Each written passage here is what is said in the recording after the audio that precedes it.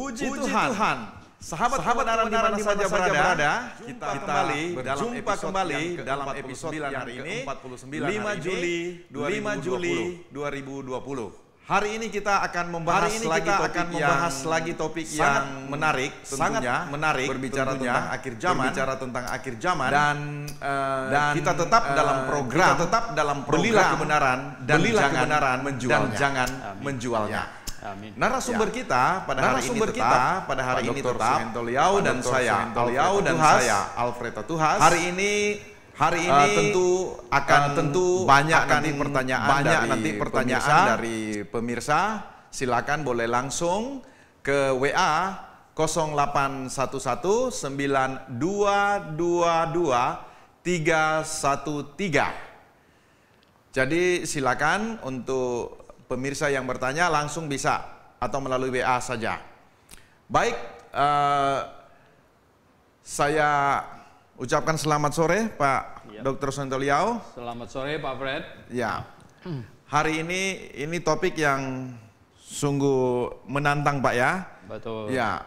Seberapa dekatkah rapture atau pengangkatan akan terjadi? Betul. Ya.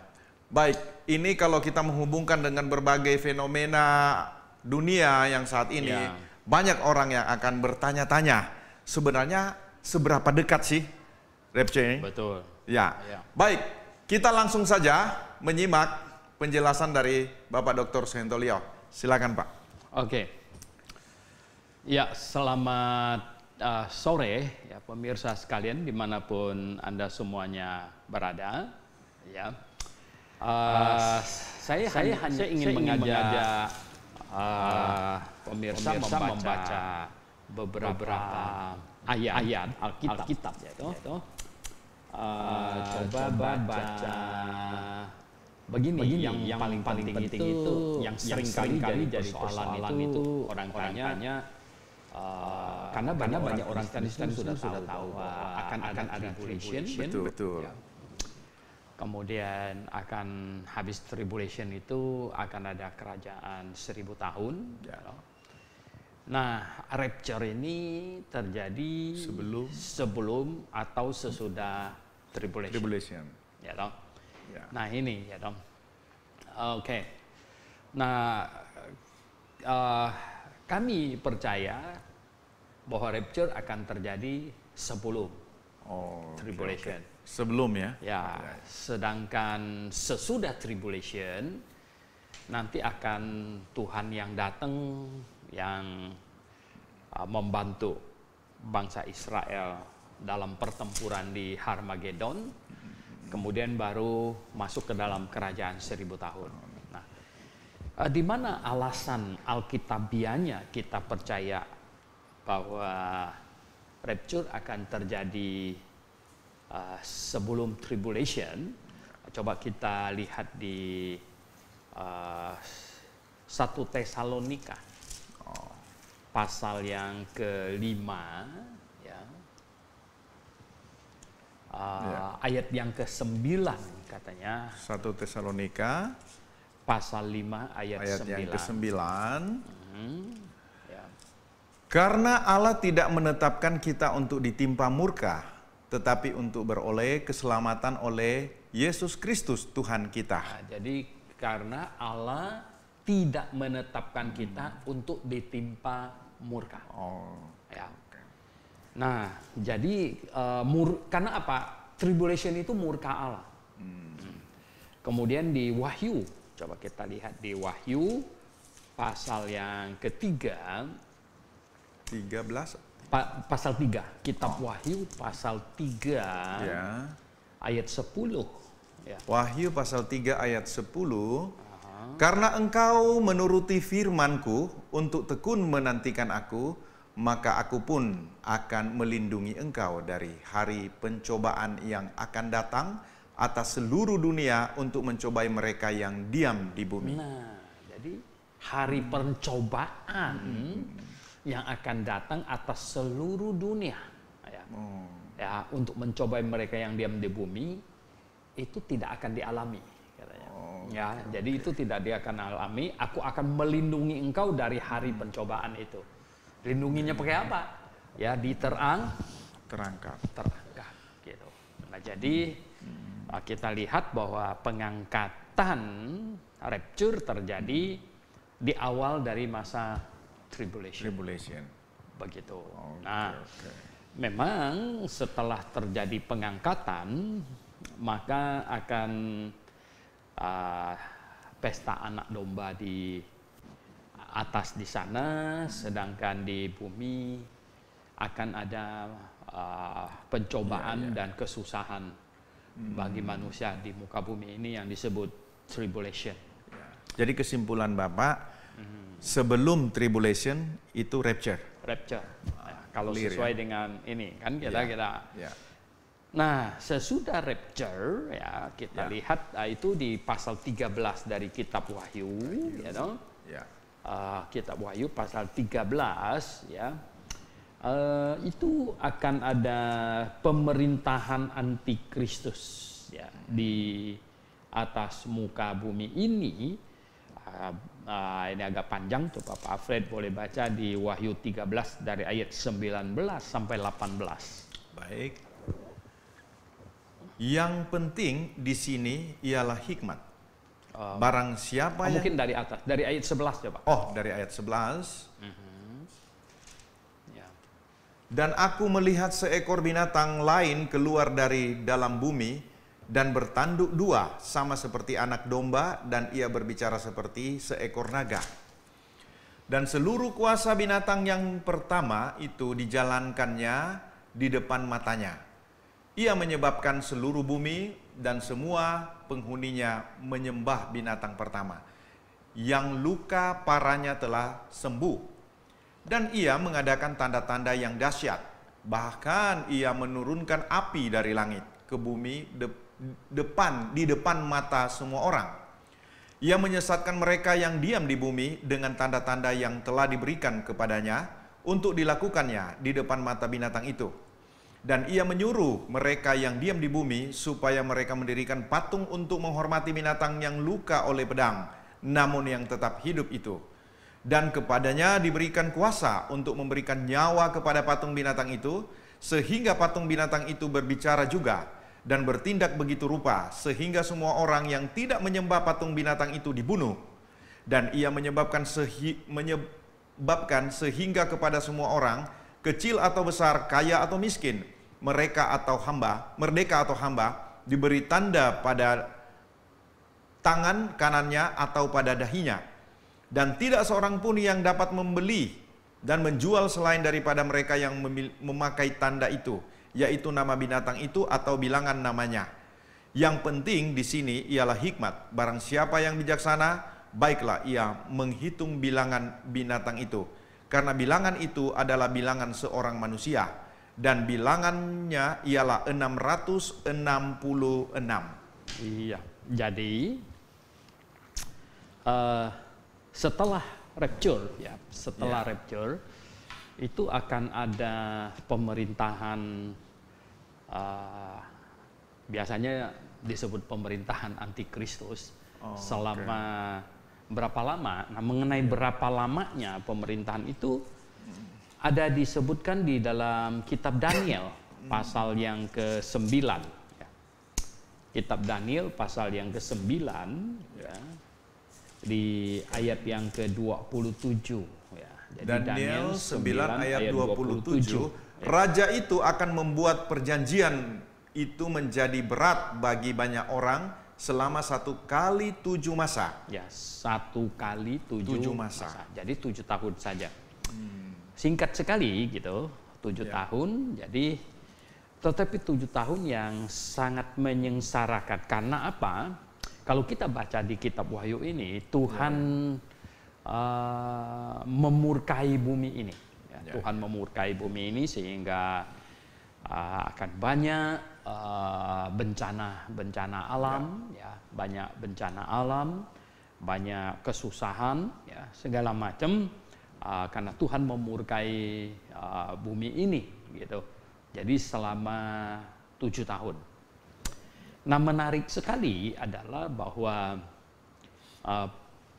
ini penguasanya yang seorang raja yang menguasai ini katanya, yang di dalam Daniel pasal 7 itu ya, ada 3 hal yang sangat penting di sini, yaitu bahwa dia akan ini menyebabkan seluruh bumi di ayat 12 tadi, dia akan menyebabkan seluruh bumi dan semua penghuninya menyembah binatang yang pertama itu. Jadi ini masalah agama. Kalau menyembah ini masalah agama. Gitu ya. Nah ini kemudian jadi dia akan menguasai agama ya, sedemikian rupa. Kemudian dia akan menguasai politik pasti, karena dia mempunyai kuasa untuk orang yang tidak mau menghormati binatang yang luka itu akan dibunuh. Gitu. Nah, ini kan berarti dia punya political power. Ya, sebelum dan yang ini loh, bahwa dia akan punya economical power juga, gitu, yang orang tidak bisa jual, tidak bisa beli tanpa lewat dia. Tapi sebelum Bapak teruskan, ini kan topik kita bahwa seberapa dekat rapture atau pengangkatan akan terjadi. Yang ini kan Bapak bahas ini adalah sesudah rapture. Oke. Nah, sekarang makanya saya mau masuk ke situ. Baik. Nah, berarti pada waktu masa 7 tahun itu, Antikristus memiliki fasilitas, memiliki prasarana untuk mengendalikan dunia. Dia memiliki prasarana untuk mengendalikan dunia. Nah, prasarana itu tidak jadi dalam 1 malam, bahkan tidak jadi dalam 1 tahun, Pak. Ya. Jadi sarana untuk mengendalikan manusia sedunia loh ini. Sedunia. Benar. Itu pasti ditata. Pasti ditata. Nah, sedemikian rupa. Jadi begini. Oke lah ya. Kita ini orang percaya nih, yang rapture ini pasti rapture. Gitu. Kita tidak akan masuk ke dalam pemerintahan itu yang 7 tahun. Betul. Tapi kita pasti akan kena imbas dalam persiapannya. Bener. Ibaratnya sekarang tuh ini, ini kan jalan KRL, jalan layang segala macam mau dibuat di Sunter ini lewat Sunter nih. Ini belum apa-apa, saya di WA dikatakan waduh ini 3 tahun bakalan macet ini, repot ini gitu kan. Ini kita ini begitu. Jadi, kena imbasnya ini ya. Persiapan ini. Jadi gini, oke Pak Suento kok takut, katanya kan pasti rapture kan Pak. Masalahnya begini. Sekarang ini kita justru ya ini akan kena imbas. Kalau mau bangun jalan tol kan berapa tahun kita akan kena ininya, tiang di mana-mana bergelantungan gitu kan. Betul. Nah, ini akan repot sekali gitu. Ya jadi itulah yang kita pusingkan sekarang ini. Nah, yang tanya itu kan seberapa dekat rapture itu. Nah, kita lihat pembangunan infrastrukturnya itu. Dari situ tolak ukurnya, Pak ya. Betul. Jadi pembangunan infrastrukturnya itu sudah segimana ini gitu loh. Kalau kita lihat gitu kan. Masuk 7 tahun semuanya akan terkontrol. Tidak ada orang yang bisa jual atau beli tanpa izinnya dia. Kalau 7 tahun itu kan sudah set up berarti, Pak. Betul. Nah, bagaimana bisa kita lihat kekuasaan yang sedemikian rupa yang bisa seluruh dunia orang mau beli jual itu nggak bisa tanpa lewat dia. Benar. Ini kan setup sekarang ini kelihatannya setupnya ini loh. Nah, setup ini seberapa cepat ini ya. Makanya begini, ini sangat tergantung letupan-letupan ini. Sangat tergantung letupan-letupan. Begini maksud saya tuh gini. Tahun berapa itu yang teroris serang WTC itu 2011 kalau tidak salah. Ya begitu ya. Oke. Ya betul. 2011. Nah itu kan tiba-tiba kita jadi pusing amat nih, naik pesawat mesti sampai ya toh. Benar. Ikat pinggang dicopot lah, apalah segala macam, kok pusing amat gitu. Aduh, banyak orang tuh kesalnya minta ampun itu. Ya toh. Kenapa mesti begitu? Wah, saya waktu itu tahun berapa waktu ke Amerika itu sampai sepatu dibuka. Benar. Wah, saya pernah ngalamin itu, tahu nggak apa? Saya sama ibu disuruh ke samping dulu katanya. Pergi ke samping sana katanya. Lah, kenapa saya tunggu lama sekali? Kenapa pula? Habis itu agak lama saya tunggu di samping, baru saya dipanggil gitu. Lalu punya saya, kopernya saya tuh diginiin, pakai ini. Ya. Alkohol dia giniin, dilap gitu. Saya isengnya saya tanya dia, yang kerjain itu cewek itu, orang hitam lagi. Saya bilang, "Ma'am, why you did that to only my suitcase?" Bilang, "Kenapa punya saya saja, yang lain-lain orang kok enggak?" Oh, dia agak marah sedikit sama saya. "Kamu datang dari negara teroris toh." Wih lah, ampun ya, Indonesia dihitung negara teroris. Lumayan, saya jadi digituin. Oh ya oke lah ya. Mereka mau cari apakah ada serbuk, entah bom, entah apa di dalam saya punya koper gitu kan. Nah, jadi letupan. Nah, kali ini COVID-19 ini letupan ini, Pak. Nah, letupan. Nah, teroris itu kan menyebabkan perubahan setup dunia ini. Betul. Nah, sekarang COVID, wah, ini COVID ini sangat dahsyat sebenarnya gitu ya. Sekarang aja kan kita, mau naik pesawat katanya mau apa? Rapid test. Rapid test. Oh, ya udah, pusing juga kita, gitu. Sampai ini ada beberapa mahasiswa akan berangkat dari Pontianak ke sini. Saya bilang prosedurnya seperti apa? Coba mesti dicek. Jangan sampai nanti kita udah beli tiket katanya nggak boleh naik, bagaimana? Benar. Ya toh? Nah, katanya mesti rapid test 3 hari gitu. Oh ya udah, saya bilang. Nah, rapid testnya berapa duit gitu kan? Dan lain sebagainya itu kan dihitung semuanya. Nah, hari ini kita direpotkan mesti rapid test. Saya pikir nanti ya ini akan berubah. Nanti ini akan berubah. Pada waktu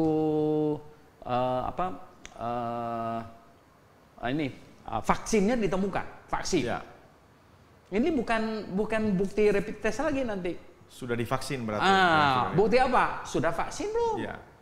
Berarti ada sertifikat vaksin lah. Benar. Nah, sertifikat vaksin. Nah, ini termasuk letupan-letupan, ya, letupan-letupan. Ya. Akhirnya kan semua orang pergi vaksin.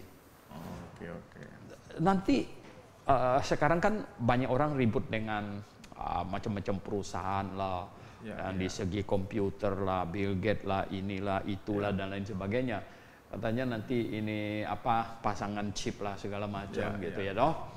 Nah, di Cina itu mereka terbitkan aplikasi yang ditaruh di handphone.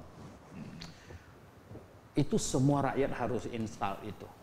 Ya, jadi harus install itu dan menjawab semua pertanyaannya dengan jujur gitu kan.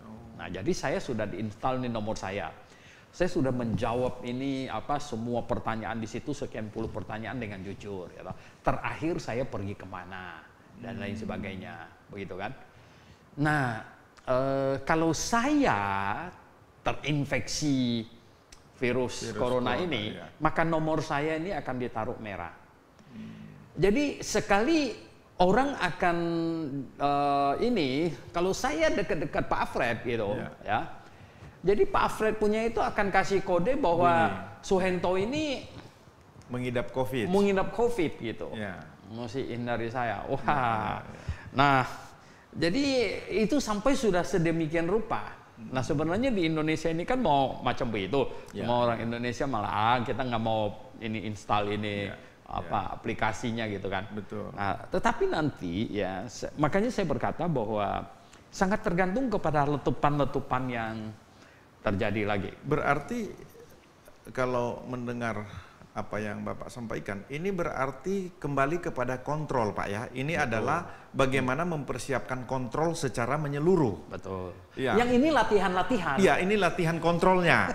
Ya, berarti ketika ditemukan satu kontrol yang boleh dikatakan seluruh dunia harus menggunakan, ini kan kayak tadi Pak Suhento katakan bahwa Cina itu terbatas dalam negara Cina. Betul. Tetapi ketika ada suatu hal yang seluruh dunia harus lintas negara, itu harus menggunakan itu. Berarti ini kontrol sudah terrealisasi, seluruh dunia bisa dikontrol. Betul. Ya, jadi COVID-19 ini latihan. Benar. latihan kontrol. Latihan kontrol, you know? Makanya saya katakan orang tanya seberapa dekat seperti kita punya ini ya, topik ya. Topik ini ya nggak. Seberapa dekat sebenarnya kita punya anti rapture, seberapa dekat? Benar. Ini sangat tergantung letupan di depan kita. Ya. Iya. Dan kelihatannya bisa cepat ya, kelihatannya bisa cepat. Tapi yang Bapak maksudkan letupan ini kan tidak disadari oleh orang bahwa itu giringan itu terjadi. Betul. Begitu loh Pak. Dan lagi orang akan dengan sukarela mau memasang. Ini yang dalam konteks iman Kristen ini kan seharusnya orang Kristen lebih peka. Iya. Ini giringannya udah dekat atau masih jauh gitu Pak. Ini. Iya. Jadi persoalannya kan jadi begini. Kalau ya Pak Fred orang Kristen yang baik, mau dipasangin chip atau apapun lah yang namanya sekarang ini, ada yang cuman di-scan-kan ke kulit aja gitu, yang lebih gampang. Nggak mau gitu, ya kan? Waduh, nggak mau nih. Nanti alasannya itu mereka akan menciptakan, iblis akan menciptakan yang alasannya orang ini kan alasan untuk kesehatan kamu. Benar. Dan lain sebagainya. Iya. Jadi nggak bisa ini sepertinya nggak cukup logika untuk menolak, Pak. Benar. Makanya saya bilang kontrol ini terjadi tanpa kita sadari bahwa ternyata terciptalah semua kontrol itu di situ. Berarti hubungan dengan topik kita, Pak, ini tergantung kontrolnya terpasang semua. Berarti makin dekat lagi begitu. Oh ya. Ini baru satu contoh kasus COVID begitu kan Pak? Betul, COVID. Nah, mungkin ada kasus lain yang lebih masif lagi nanti seluruh dunia. Begitu ya Pak ya? Iya, jadi kalau Tuhan sudah kasih izin kepada antikristus, pada iblis, ada aja nanti hal apa saja gitu. Bisa meletup itu ya. Gitu kan. Waduh, kenapa begini? Anak ini pasti ini gitu. Tapi kalau kita hubungkan dengan 1 Tesalonika 4 dan 5, kemudian Matius 24, Kisah Rasul 17, di situ kan ahli dalam Kisah Rasul dalam Lukas orang Israel kan bertanya masalah kapan ini kerajaan Allah akan datang itu kan. Kemudian dalam Matius pasal 24, Matius pasal 24 juga di situ saya melihat di situ Pak bahwa sebelum rapture itu hampir sama di dalam Lukas dan Matius, bahkan 1 Korintus 15 juga, bahwa akan ada bunyi sangkakala. Betul. Nah, itu pada saat rapture. Ya, berarti kan rapture mau terjadi bunyi sangkakala dulu. Betul. Begitu kan ya Pak? Atau bagaimana itu Pak? Ya, bersamaan kan katanya gini, maka sangkakala berbunyi dan yang di dalam Kristus itu naik gitu. Yang meninggal dulu begitu kan? Betul, yang meninggal bangkit dan itu naik, itu sangkakala berbunyi gitu. Betul. Pertanyaannya Pak, kalau sangkakala berbunyi, berarti ini kan terekspos. Apakah akan didengar seluruh dunia atau hanya oleh orang yang terangkat? Ini menarik Pak kalau. Memang ya kelihatannya. Di semua tempat kan dibilang ada sangkakala berbunyi. Betul. Di 1 Tesalonika 4 ayat betul. Betul. Ini kan 1 Tesalonika ayat 4 ayat 16 ya. Betul. Pada waktu itu tanda diberi, yaitu pada waktu penghulu malaikat berseru dan sangkakala Allah berbunyi. Ya, sangkakala. Jadi malaikat berseru, sangkakala Allah berbunyi. Ya. Betul. Nah, mengenai semua orang mendengar atau tidak, ini kasusnya begini. Waktu Paulus menuju ke Damsyik, terus Tuhan menampakkan diri lebih terang dari matahari, dan dia sampai tumbang, terus mendengar suara. Dia mendengar suara, Saulus, mengapa engkau menganiaya aku? Tapi pengikutnya semuanya tidak dengar, cuma dengar kayak bunyi apa begitu. Ini dia. Ya kan? Iya, benar, Pak. Nah, ini yang membuat kita, Paulusnya mendengar jelas. Benar. Ya, Paulusnya mendengar jelas, namanya dipanggil malah ya, Saulus, ya tahu, mengapa engkau menganiaya aku. Tetapi pengikut-pengikutnya tidak mendengar itu. Mereka mendengar, katanya mereka mendengar suara. Benar. Mereka mendengar suara. Dan bagaimana dengan kasus Henok dan Elia, Pak, juga? Oh ya. Itu apakah salah satu contoh rapture? Kalau Henok tiba-tiba dia hilang. Itu rapture. Ya. Kalau Elia, kasus Elia itu disaksikan loh oleh Elisa. Ya. Jadi pada waktu Elia itu di kereta yang berapi-api begitu, lewat dan Elia disambar begitu. Benar. Nah itu disaksikan oleh Elisa. Rapture itu, Pak. Nggak tahu itu rapture atau apa. Yang Henok tiba-tiba dia hilang, tidak ada jejaknya begitu. Nah kita menarik ya sekarang ini kalau kita amatin apa yang Alkitab katakan, ini rapture sudah sangat dekat ya. Rapture sudah sangat dekat. Ya. Ini karena apa ya loh? Bisa saja habis rapture itulah terjadi pemasangan chip yang masif. Semuanya. Ya, tidak ada orang yang dikecualikan. Benar. Bisa saja. Ya, itu kan bisa kerja 1 bulan punya masalah. Betul. Ya kan? Betul. Itu kan sih benar kerja. Jadi jangan orang pikir begini, kita tunggu dulu pemasangan chipnya sampai sudah hampir selesai baru dulu rapture. Gitu, baru kita agak sedikit serius gitu dalam Tuhan. Belum tentu. Benar. Bisa jadi malam ini besok ya terjadi rapture. Nah habis itu kan gini, kalau rapture terjadi dunia ini berubah total, Pak. Benar. Dunia berubah total. Mengapa dunia berubah total? Saya katakan begini. Negara yang kehilangan orang paling banyak nanti adalah negara yang orang Kristen lahir barunya paling banyak. Paling banyak, benar. Katakanlah di AS misalnya, Amerika kan sekarang kan banyak. Dan banyak orang penting-penting di pemerintahan, di teknologi segala macam itu orang setia. Nah kalau tiba-tiba itu hilang, tiba-tiba itu hilang, nah itu sangat memukul negara itu. Betul. Ya. Benar. Dan negara itu akan hancur sebenarnya, hancur ya. Coba bayangkan, yang sisa tinggal yang rambutnya begini jengger, yang di hidungnya ada cincin, itu yang nggak bisa buat apa-apa, ya nggak. Untuk nyalakan pesawat aja dia nggak tahu mesti pakai kunci apa pakai tombol, bagaimana nggak bisa gitu. Saya pikir sama dengan Bapak bahwa 2 ayat yang awal tadi Bapak bacakan bahwa orang yang Tuhan ini tidak akan diizinkan mengalami malapetaka yang besar itu. Ya, Pak ya? Betul. Berarti terjadi rapture duluan. Tapi dalam Matius 24 itu juga dikatakan bahwa itu kedatangan Tuhan ini tinggal ditahan oleh orang-orang yang mengasihi Tuhan, pilihan itu. Ini di 2 Tesalonika katanya ya. Nah, bersamaan dengan itu kan kita lihat 2 Tesalonika. Di 2 Tesalonika pasal 2 ayat 6. 2 Tesalonika 2 ayat 6. Dan sekarang kamu tahu apa yang menahan dia sehingga ia baru akan menyatakan diri pada waktu yang telah ditentukan baginya. Karena secara rahasia kedurhakaan telah mulai bekerja, tetapi sekarang masih ada yang menahan. Kalau yang menahannya itu telah disingkirkannya. Pada waktu itulah si pendurhaka baru akan menyatakan dirinya, tetapi Tuhan Yesus akan membunuhnya dengan nafas mulutnya dan akan memusnahkannya kalau ia datang kembali. Jadi ada yang menahan. Benar. Ada yang menahan kuasa antikristus. Nah banyak semua teolog menafsirkan begini. Ini mustahil ada sesuatu yang tidak lebih kuat dari antikristus yang bisa menahannya.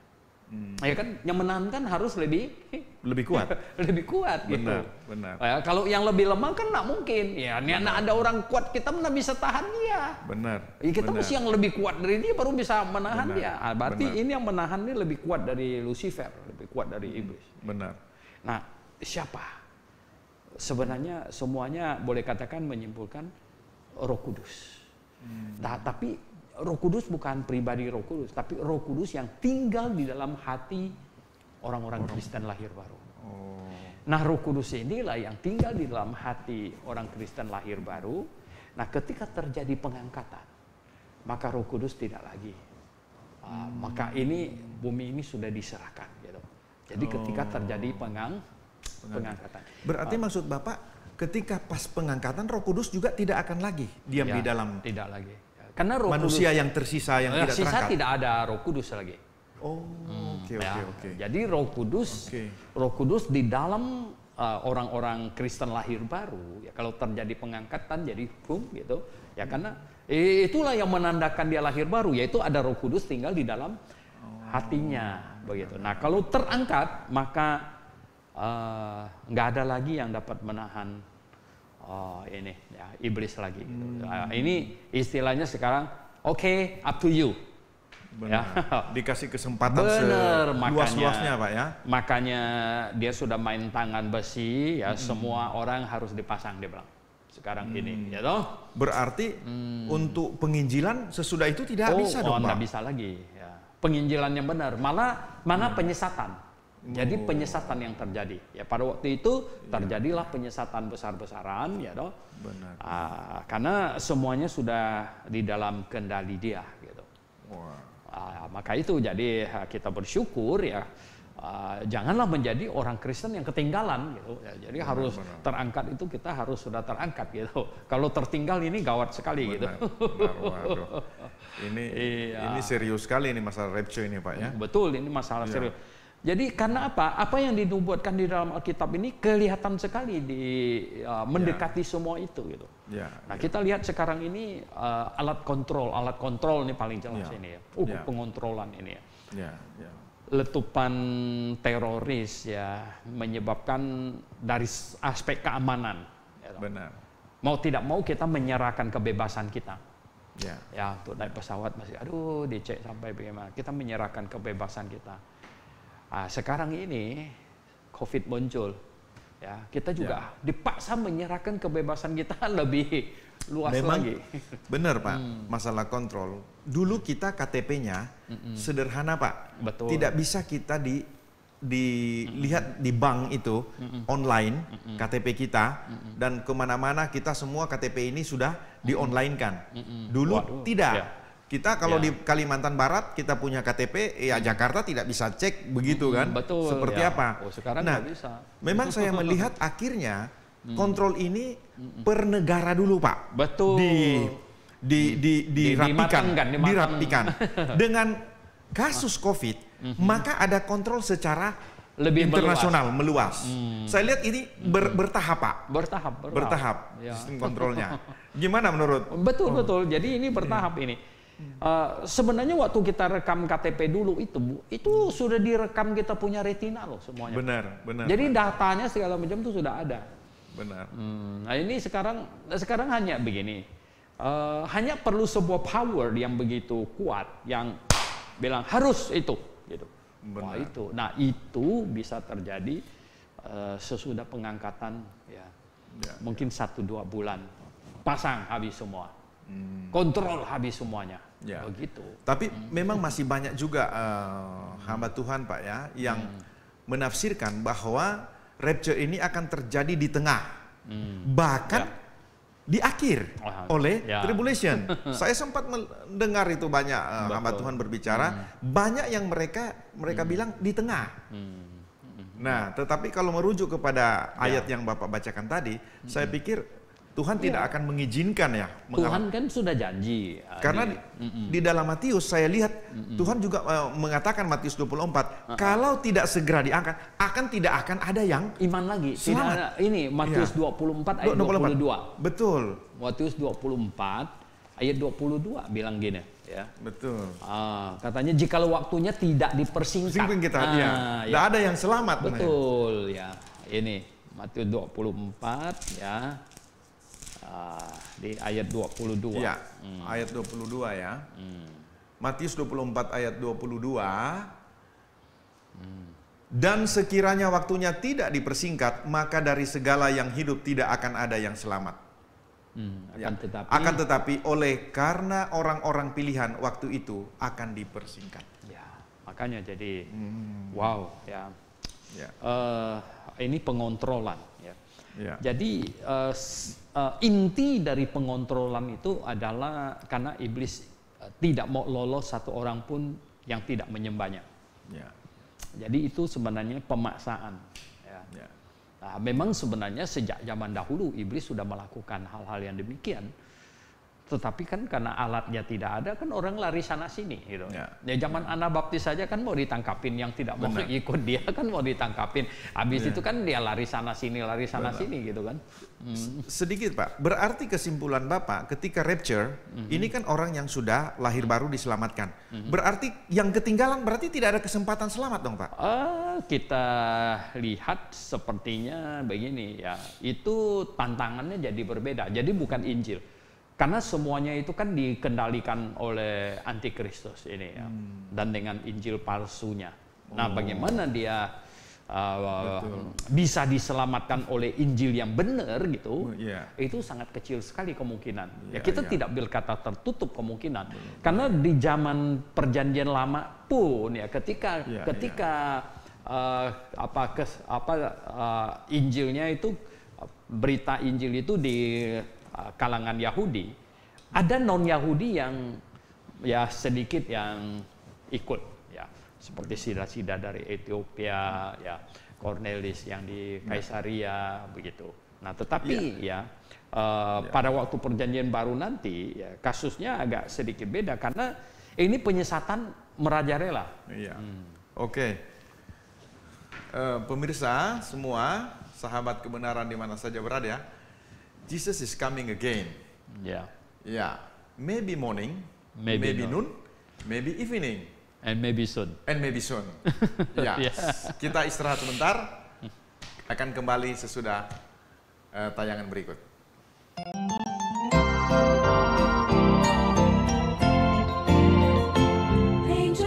Halo semuanya, bagi Anda pencinta buku-buku rohani Kristen, kali ini kami memperkenalkan satu buku terbitan terbaru dari Grace International Theological Seminary yang ditulis oleh Dr. Stephen N. Stanley dengan judul Kerajaan yang Dijanjikan. Nah, saya akan bocorkan sedikit isi dari buku ini ya. Penjelasannya seputaran janji kerajaan dalam Perjanjian Lama dan Perjanjian Baru. Kapan pengangkatan terjadi? Apa itu tribulasi? Penjelasan penghakiman sangkakala, penghakiman cawan, kembalinya Kristus ke bumi, dan penghakiman-penghakiman lainnya. Dan tentu masih banyak lagi penjelasan-penjelasan penting di dalam buku ini. Buku ini menyajikan kepada pembaca sekalian melalui pembahasan yang alkitabiah. Dengan pemaparan yang induktif, apa isi dari pengharapan umat Allah sepanjang zaman dari Perjanjian Lama hingga Perjanjian Baru. Bagi Anda yang tertarik dengan buku ini, harganya terjangkau loh.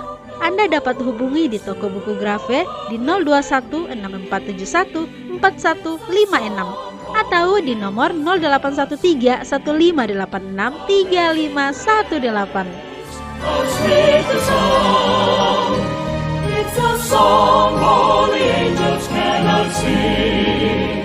I once was lost, amazing grace, but now I'm found.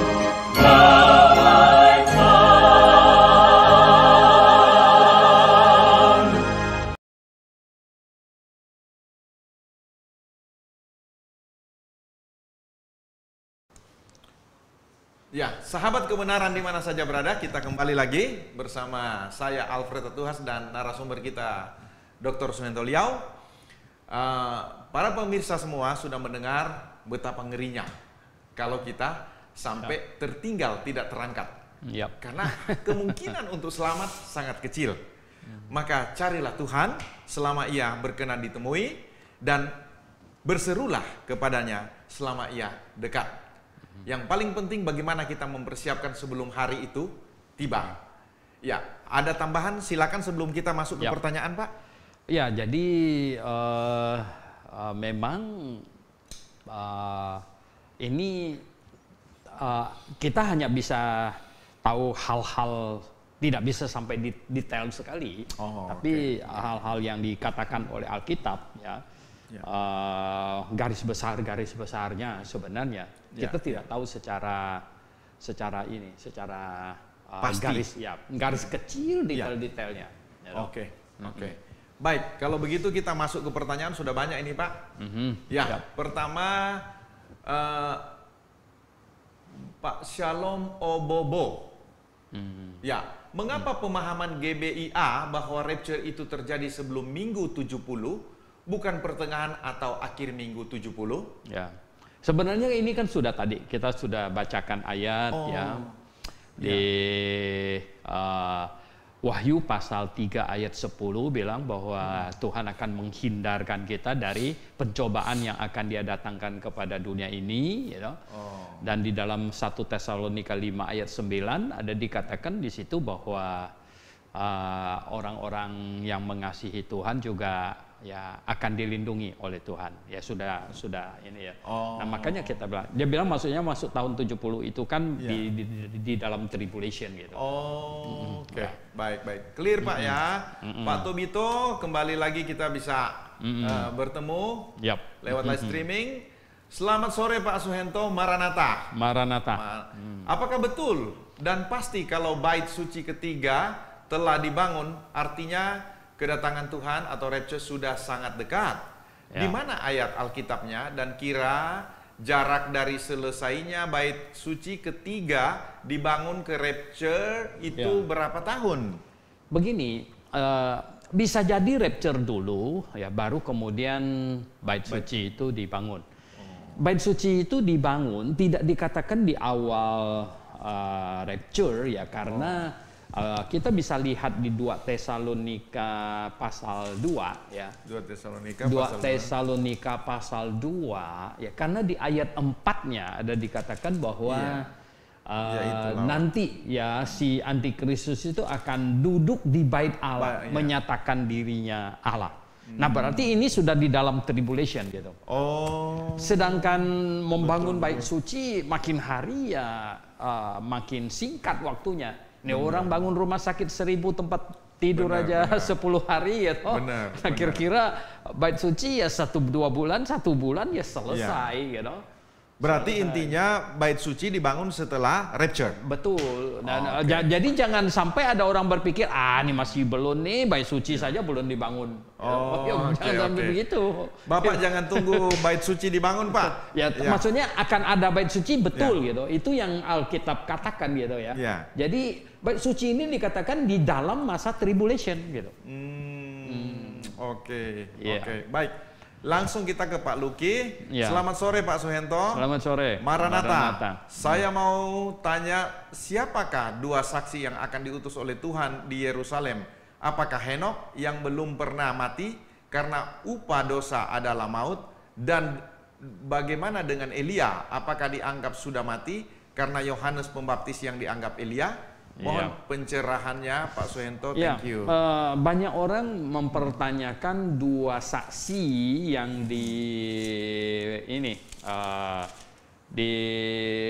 Wahyu pasal 11 itu ya. Jadi 2 saksi yang di Wahyu pasal 11 ya. Siapa dia? Kelihatannya tidak dikasih jelas itu siapa ya. Jadi dari yang mereka perbuat ya, dari yang mereka perbuat di sini yaitu di situ dikatakan menutup langit ya dari hujan. Ini kan yang dibuat oleh Elia ya. Dan kemudian memukul bumi dengan mengubah air menjadi darah. Ini yang dibuat oleh Musa. Jadi banyak orang ya menafsir secara liar sana sini Musa dan Elia. Tetapi sebenarnya tidak harus begitu gitu ya. Artinya yang bisa membuat air jadi darah ya tentu tidak harus Musa saja. Yaitu yang menutup langit tidak hujan ya tidak hanya Elia ya. Kalau menurut Tuhan Yesus Elia sudah datang, yaitu Yohanes itulah Elia. Menurut ini ya, Tuhan Yesus sendiri yang ngomong ya. Jadi Elia sudah datang ya toh. Ya, dan tidak dijanjikan loh di dalam Alkitab bahwa Musa akan datang, Henok akan datang, tidak ada. Di kitab Perjanjian Lama hanya dijanjikan Elia akan datang. Ya. Tidak ada dijanjikan ini Musa akan datang. Nah, coba baca Maliaki pasal 4 ya. Jadi Maliaki pasal 4 Ketika Tuhan menutup pewahyuan perjanjian lama, ya, ketika Tuhan menutup pewahyuan perjanjian lama di kitab Maliaki pasal terakhir, ya, di 2 ayat terakhir, coba ayat 5 dan 6. Ya, jadi udah tutup ini, tutup. Sesungguhnya aku akan mengutus Nabi Elia kepadamu menjelang datangnya hari Tuhan yang besar dan dahsyat itu. Maka ia akan membuat hati bapa-bapa berbalik kepada anak-anaknya dan hati anak-anak kepada bapa-bapanya, supaya jangan aku datang memukul bumi sehingga musnah. Iya. Nah, ini dia hari Tuhan yang maha dahsyat itu. Ya, Elia datang mendahului hari Tuhan yang maha dahsyat itu. Kalau di Yoel, coba buka di Yoel pasal 2, ya itu sama gitu ya, doh. Jadi ayat 30, Yoel pasal 2 ayat 30 31 ya. Yoel pasal 2 ya ayat 30 ya 30 31 ya. Yoel pasal 2 ayat 30 31. Demikian bunyi firman Tuhan. Aku akan mengadakan mujizat-mujizat di langit dan di bumi, darah dan api dan gumpalan-gumpalan asap. Matahari akan berubah menjadi gelap, gulita dan bulan menjadi darah sebelum datangnya hari Tuhan yang hebat dan dahsyat itu. Jadi hari Tuhan yang hebat dan dahsyat, ya. Di dalam Maliaki kan didahului kedatangan Elia. Dan Tuhan Yesus bilang, Yohanes itulah Elia, sudah datang dan mereka tidak mengenalnya dan sudah memenggalnya gitu. Nah, jadi makanya banyak orang salah menafsirkan Alkitab karena mereka tidak melihat bahwa Yohanes itu Elia gitu. Jadi gini, akhir zaman yang menurut kitab Perjanjian Lama gitu ya. Akhir zaman yang menurut kitab Perjanjian Lama itu adalah pada waktu Yohanes lahir itu. Ya, itu sudah akhir zaman gitu. Nah, ya jadi kalau ada orang bilang, lah kenapa di dalam kitab Petrus, Paulus bilang kedatangan Tuhan sudah dekat, kok sudah 2000 tahun masih belum datang-datang juga? Kok lama amat? Sebenarnya begini, ini kedatangan Tuhan akhir zaman itu ya. Jadi akhir zaman itu sudah pada waktu Yohanes datang dan Tuhan Yesus datang. Jadi sekarang ini dari masa Yohanes dan Tuhan Yesus yang Elia itu sampai sekarang ini semacam ini waktu hampa ya, yang tidak ada punya gitu loh. Ya, begitu.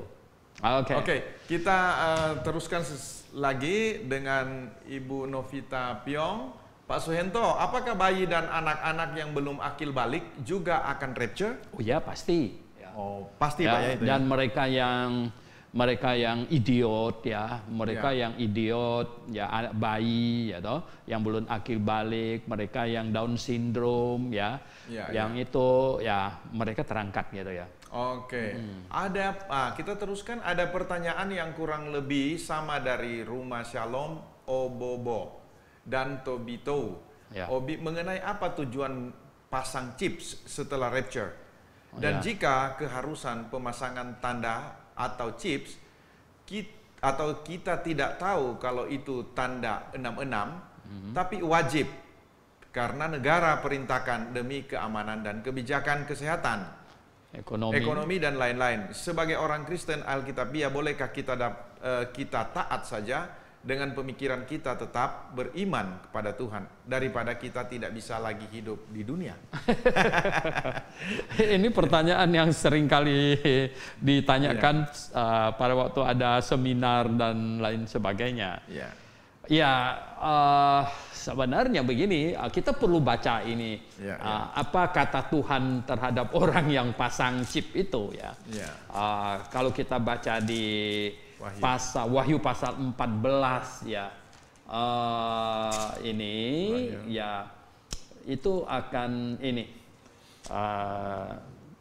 pasal 14 ayat 9 coba Pak. Wahyu 14 pasal 9. Dan seorang malaikat lain, malaikat ketiga menyusul mereka dan berkata dengan suara nyaring, jikalau seorang menyembah binatang dan patungnya itu dan menerima tanda pada dahinya atau pada tangannya, maka ia akan minum dari anggur murka Allah yang disediakan tanpa campuran dalam cawan murkanya, dan ia akan disiksa dengan api dan belerang di depan mata malaikat-malaikat kudus dan di depan mata anak domba. Nah, ya. Oh, ini bukan ayat saya yang tulis ini, ya. Ini bukan ayat yang saya tulis, ya. Kelihatannya waktu itu adalah pemilihan, ya.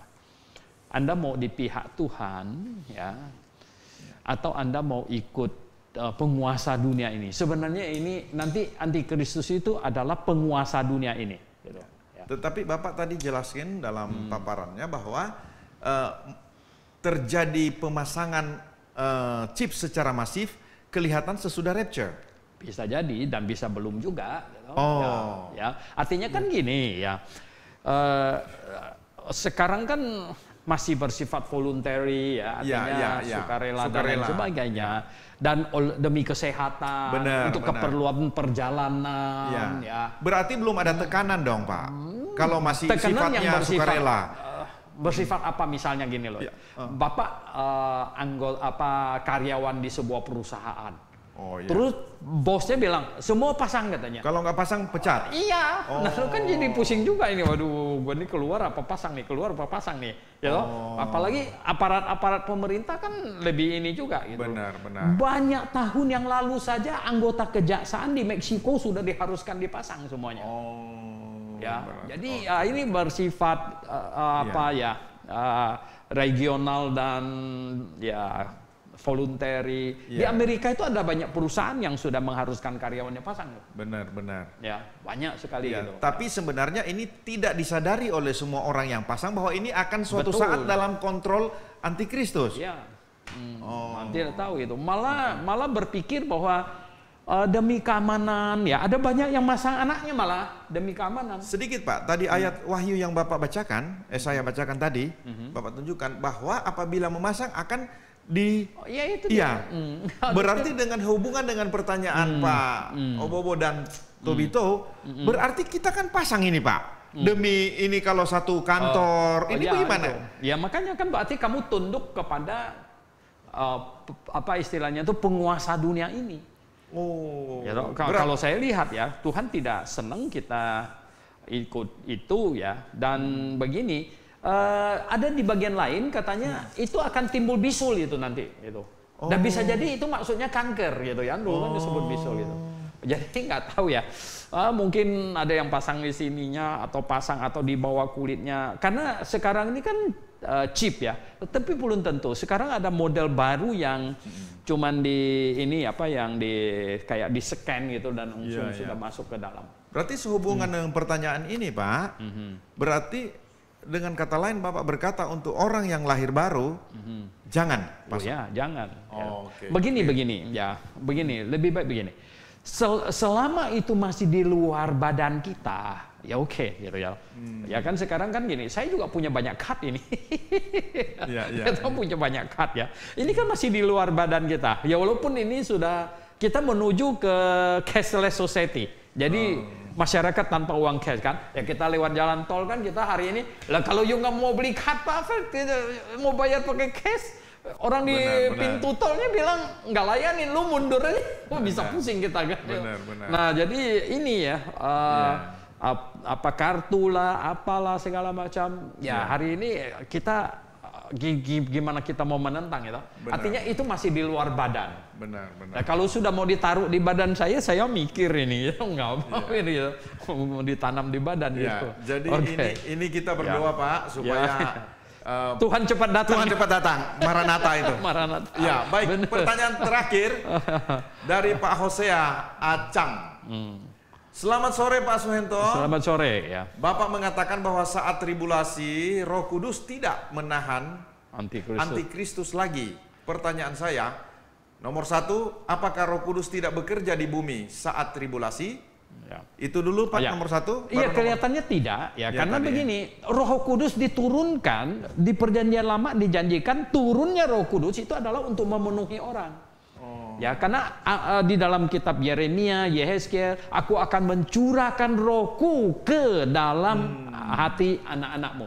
Jadi mencurahkan roh itu ke hati kita manusia. Iya, iya. Nah, sebenarnya kalau dijanjikan yang di Hosea pasal 2 ayat 28 itu, semua manusia akan dicurahkan Roh Kudus katanya. Nah, waktu itu kan asumsinya tuh semua manusia akan percaya Yesus Kristus. Ya, Dan ternyata tidak semuanya percaya, kan yang percaya cuma sebagian. Ya, nah, tentu yang percaya itu saja yang dapat Roh Kudus. Dan sekarang kan orang percaya semua yang dapat Roh Kudus. Ya toh? Jadi Roh Kudus itu tidak menempatin HP, tidak menempatin kamera. Roh Kudus itu menempatin orang. Berarti ketika rapture Roh Kudus betul. terangkat. Jadi orang yang ada Roh Kudus rapture, ya Roh Kudusnya juga terangkat. Gitu. Nomor 2, bagaimana dengan orang percaya saat tribulasi? Apakah ketika mereka percaya tidak ada Roh Kudus dalam hati mereka? Misalnya 1444 orang itu. Seperti kondisi di Perjanjian Lama, kan Roh Kudus belum dicurahkan. Ya, Perjanjian Lama itu Roh Kudus tidak dicurahkan. Ya, itu kondisinya seperti begitu. Ya, artinya tidak ada manusia yang ditempatin oleh Roh Kudus sebenarnya waktu itu. Ya. Oke. Jadi di tribulasi itu sebenarnya tuh begini ya. Mungkin sedikit tambahan masalah tribulasi. Manusia akan digiring semuanya untuk benci kepada Yakub ya, untuk benci Israel. Nah, jadi semua manusia akan digiring ke sana gitu. Oke, baik. Baik. Pemirsa, sahabat kebenaran di mana saja berada, waktu juga lah yang memisahkan kita. Dan bagi mereka yang masih ingin bertanya, yang belum terjawab, tetap dalam grup PA akan dilayani. Ya. Sebelum kita menutup, Pak, silakan mungkin ada statement penutup. Ya, dengan kasih Tuhan kita berkata ya. Kita berharap supaya siapapun siapapun sebenarnya di zaman sekarang ini, marilah kita dengan serius terhadap perkara rohani. Ya. Kita serius ini ya. Mengapa? Karena tanda-tanda setiap saat bisa terjadi rapture. Gitu. Ya. Karena dari apa yang dituliskan oleh Alkitab ya, bahkan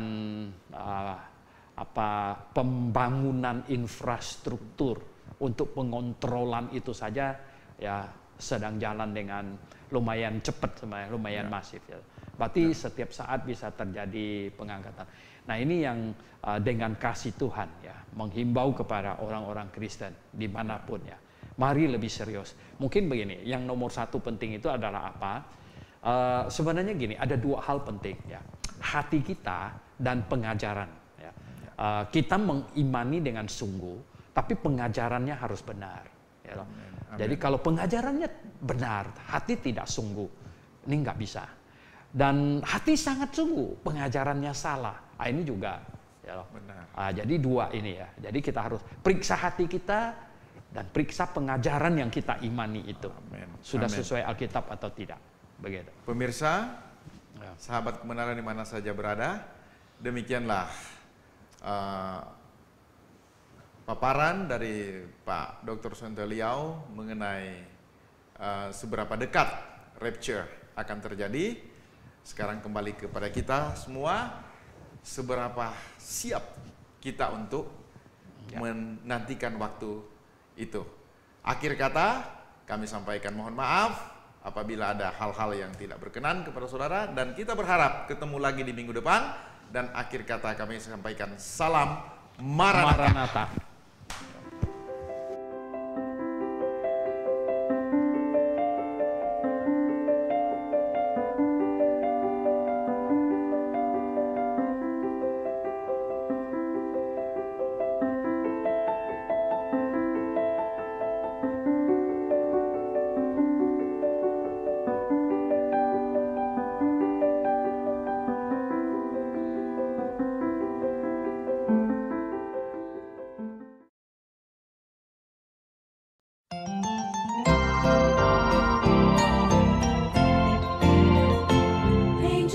Halo semuanya, bagi Anda pencinta buku-buku rohani Kristen, kali ini kami memperkenalkan satu buku terbitan terbaru dari Grace International Theological Seminary yang ditulis oleh Dr. Stephen N. Stanley Liao.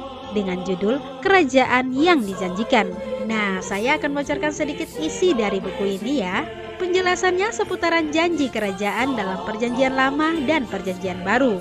Kapan pengangkatan terjadi? Apa itu tribulasi? Penjelasan penghakiman sangkakala, penghakiman cawan, kembalinya Kristus ke bumi, dan penghakiman-penghakiman lainnya. Dan tentu masih banyak lagi penjelasan-penjelasan penting di dalam buku ini. Buku ini menyajikan kepada pembaca sekalian melalui pembahasan yang alkitabiah. Dengan pemaparan yang induktif, apa isi dari pengharapan umat Allah sepanjang zaman dari Perjanjian Lama hingga Perjanjian Baru. Bagi Anda yang tertarik dengan buku ini, harganya terjangkau loh. Anda dapat hubungi di toko buku Grafe di 021 6471 4156 atau di nomor 0813 1586 3518. It's a song all the angels cannot sing.